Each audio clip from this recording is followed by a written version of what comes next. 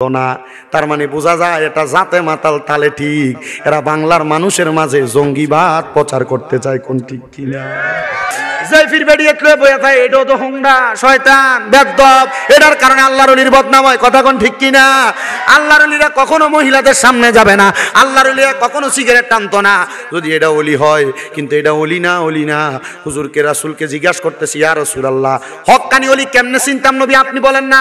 নবী কয়, ইদারু যুকিরাল্লাহু আযজা ওয়া জাল্লা, যদি ওই ওলিটার দিকে চাইলে আল্লাহর কথা মনে হয়, তাহলে মনে করবে এটাই হক্কানি ওলি। তা আপনি ফিরের দিকে চাইলে আল্লাহর কথা মনে হয়নি দেখেন। কারণ অনেক ফিররা তো দাড়িরে কাটতে কাটতে এক গুচ্ছ রাহে না, দাড়ি কাটতে ছাড়াইয়া শেষ। এই কথা কন না কেন? এটা ফির না শয়তান? দূরে কও, ফির না শয়তান? হক্কানি পীরদেরকে মানা যাবে? মুসলমান একটু মনোযোগ দেন আপনারা। আল্লাহর ওলি উনি বলেন, বাবা দরজা খোলো। উনি দরজা খুললেন, খুইলা দেখলেন একজন ওই মহিলা সেজদা দেওয়া অবস্থায় পড়ে আছে। সেজদা দেওয়া অবস্থায় ওই মহিলারে পাইয়া ছেলের দায়ে ডাক দেয়, মা একটা বার আপনি মাথা উঠান। সে আবার ডাক দেয়, মা আপনি একবার মাথা উঠান। দুইবার ডাক দেয়, মা আপনি আরেকবার মাথা উঠান। মা জননী মাথা উঠায়, তৃতীয়বার মাথা উঠাইয়া দেখে ওই যে 7 বছর আগে কালা ফোলাটারে দেখছে, ওই ফোলা মার ঘরের মধ্যে আসছে। এবার মাটা আবার মাথাটা চক্কর দিয়া মাটির মধ্যে পড়ে গেছে। ডাক দিয়া কয়, মা, মাথা চক্কর দিয়ে পড়ে গেলেন। আল্লাহর ওলি কয়, হায় রে, এই ছেলের অবস্থা তো এমন ছিল না, ছেলে তো সুন্দর ছিল, তারা যেন মানুষ তারে গ্রহণ না করে, আমি তারে কুদরতি ভাবে হেকমত করে কালা বানাইয়া রাখছি। আল্লাহর ওলি কয়, বাবা তাড়াতাড়ি চলো। আল্লাহর ওলি আবার ওই ছেলেটারে নিয়া ওই রুমের বড় মসজিদের পুকুরের মধ্যে বিসমিল্লাহ বইলা 3 বার ডুব দেওয়াইছে। আল্লাহ তাআলা কুদরতি ভাবে বিসমিল্লাহর বরকতে তার চেহারাটা আবার সুন্দর করে দিছে। এবার ঘরের দরজার সামনে সালাম দেয়, জবাব নাই। দ্বিতীয়বার সালাম দেয়, জবাব নাই। তৃতীয়বার সালাম দেয়, জবাব নাই। এবার ছেলে আবার ঘরে প্রবেশ করছে, যা দেখে মাটা তখনও নামাজের সেজদায়। হুজুর, আমার মা কেন এমনি নামাজের সেজদার মধ্যে পইরা থাকে? হুজুর কয়, বাবা তোমার মা নামাজের সেজদার মধ্যে পইরা শুধু তুমি সন্তানের হেদায়েতের জন্য দোয়া করে, আর তোমার আব্বাজানের কবর আযাব মাপ চাইয়া দোয়া করে। মা গো মা, আমার মা ওঠেন গো মা, আপনার সন্তান 7 বছরে আলেম হয়ে গেছে গো মা, একবার মাথাটা উঠান, আমি সন্তান আপনি মারে দেখার জন্য আসছি। বারবার ডাকার পরে মা কোনো জবাব দেয় না। ছেলে বলে, আমি আমার মার মাথাটার মধ্যে হাতটা যখন রাখলাম, আমি দেখলাম আমার মা জননী ডান দিকে কাত হইয়া নিচের মধ্যে পড়ে গেছে। আমি দেখলাম, নাকের মধ্যে হাত দিলাম, আমার মাটা দুনিয়ার জমিনের মধ্যে নাই। আমি বুঝলাম আমার মা দুনিয়া থেকে ইন্তেকাল করছে। ইন্না লিল্লাহি ওয়া ইন্না ইলাইহি রাজিউন। মা তুমি আমার আগে যেও না গো মরে। আল্লাহর কাছে সব সময় দোয়া করি, আল্লাহ আমি মক্কা মদিনা যাই আসছি, আমার মনের ভিতরে বড় শখ, আমার মা বাপরে মক্কা মদিনা নিতাম। আল্লাহ আমার মাথার মধ্যে যত চুল, আল্লাহ আমার চুলের চাইতে বেশি হায়াত তুমি আমার মা বাপরে দান করো। আমি কেমন করে দেব মাটি তোমার কবরে, আমি কেমন করে দেব মাটি তোমার কবরে। মা তুমি আমার আগে যেও না গো চলে। ছেলে বলে, আমার মা ইন্তেকাল করার পরে মায়ের কাফন হইল, মায়ের জানাজা পড়ানোর জন্য আমি দাঁড়াইলাম। নবীজি বলতেছেন, কোন সন্তানের মা মারা যাওয়ার পরে, বাবা মারা যাওয়ার পরে, ওই সন্তান যদি মা বাবার লাশটা সামনে নিয়া জানাজার নামাজে দাঁড়ায়া যায় তার ইমামতিতে, সন্তান সালাম ফিরানোর আগে আমার আল্লাহ তাআলা ওই মা বাবার জীবনের গুনাহগুলা মাফ করে দেয়। আরে এই এলাকার বয়স্ক বাবারা, যুবক ভাইরা, সন্তানটারে কষ্ট করে হলো মাদ্রাসায় পড়াইয়েন, যেন আপনি মরার পরে আপনার জানাজাটা পড়াইতে পারে। আমার কুমিল্লার চকবাজার নূরপুরের আমাদের মাদ্রাসায় কত মহিলারা, কত বিদেশি বাবারা তাদের সন্তান দিয়া রাখছে। আমার কাছে শুধু আবদার করছে, হুজুর আপনার মাদ্রাসায় দিছি, আমার ফোলাটারে জানাজার নামাজটা পড়ানো শিখাইয়েন। আমার একটা বিশ্বাস, আমার ফুতে যদি আমার জানাজা পড়ায়, আমার আল্লাহ তাআলা আমি আব্বা আম্মার কবরের আযাব মাফ করে দিব। আপনাদের কাছে আল্লাহর দোহাই লাগে, একটা সন্তানকে দ্বীনি শিক্ষা দেন, একটা সন্তানকে মাদ্রাসায় পড়ান, একটা সন্তানকে কোরআনে হাফেজ বানান, একটা সন্তানকে কোরআনওয়ালা হাদিসওয়ালা বানান। আপনাদের এলাকায় তো মাদ্রাসার অভাব নাই, অলিতলা দরবারেও তো কত পোলাপান মাদ্রাসায় পড়ে। কয়দিন আগে কুমিল্লাতে একটা অডিশনে অলিতলার পোলাপান কয়েকটা পুরস্কার নিয়ে আসছে।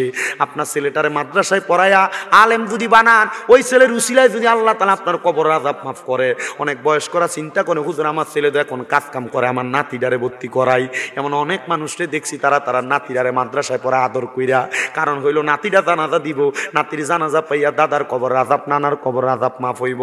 আমার নানা ছোটবেলা থেকে আমার মাদ্রাসার মধ্যে পড়ানোর জন্য আমার মারে জাগাইতো। আমার নানা মাঝে মাঝে আমার মাদ্রাসায় পড়ানোর জন্য অনেক চেষ্টা করাইতো।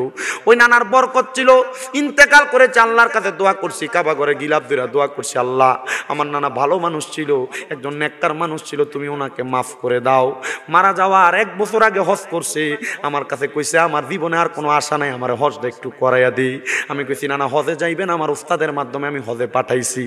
আমার নানা শুধু দোয়া করছে, আমি তোর লাগা মক্কা শরীফের গিলাপটা দইরা দইরা দোয়া করছি, তুই যেমন মানুষের কাছে ওয়াজ নসিহত করস, আল্লাহ যেন জীবনে তোর অনেক বড় বানায়। আমার নানা আমার এই দোয়াটা কইরা গেছি। ও বন্ধু, যেই দোকানে বইসা থাকতো, মাঝে মাঝে নানার দোকানের দিকে তাকাইলে চোখের পানিগুলা পড়ে। কারণ আমার নানা ওই দোকানে বইসা দোকানদারি করতো না, দেখতাম আল্লাহর কোরআন শরীফ খুইলা খুইলা পড়তো, কাস্টমার আসতে খরচ দিত। কোরআন যদি হাতে না থাকতো, নেয়ামুল কোরআন খুইলা খুইলা আমল করতো।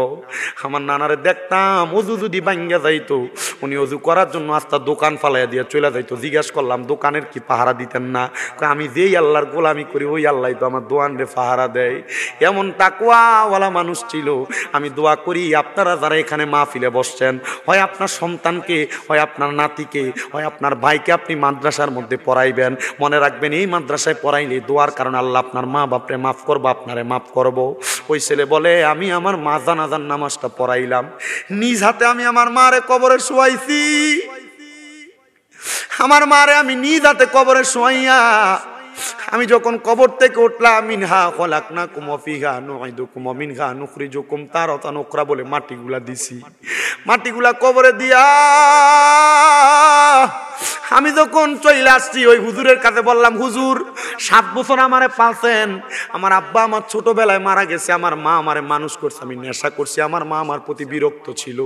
হুজুর এখন তো আমার মা মরে গেছে, আমার লালন পালন করার মতো কেউ নাই, আমার সম্পদ আছে কিন্তু আমার মা নাই, বাপ নাই।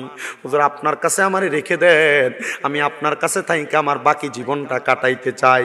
হুজুর বলে বাবা আয়, আমি তোরা আমার কাছেই রাখবো, আমার কাছে থাকবি। ছেলে বলে অনেক দিন পর্যন্ত যাওয়ার পর আমি হুজুরের কাছে জিগাইলাম, হুজুর আপনি তো অনেকভাবে চক্ষু বন্ধ করলে অনেক কিছু দেখেন, আমার মা বাপ যে কবরে, আল্লাহ আমার মা বাপের কবরে কেমনে রাখছে একটু বলবেননি? কারণ কবরের মধ্যে 2 অবস্থা।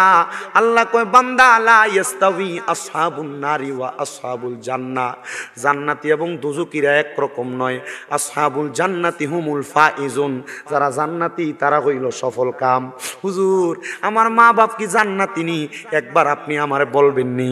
হুজুর কয় পাগলা কি বিপদে ফালাইলি, আমি কেমনে দেখমু? তোর মা বাপরে তুই দেখতে পারবি। মনে রাখবেন মাঝে মাঝে মা মারা যাওয়ার পরে, বাপ মারা যাওয়ার পরে আপনারা স্বপ্ন দেখেন, মা বাপাইয়া কয় পুত্রে বড় ক্ষুধা আমার একটু খানা দে, মা বাপ কয় কবরে বড় বিপদে আছি। এটা এমনি দেখায় না, দাদা দাদিরে নানা নানিরে স্বপ্ন দেখলে বুঝবেন এরা কবরে বড় বিপদে আছে। এরা লেগা মন বইরা দোয়া করবেন, কবর জিয়ারত করবেন, দোয়া করবেন।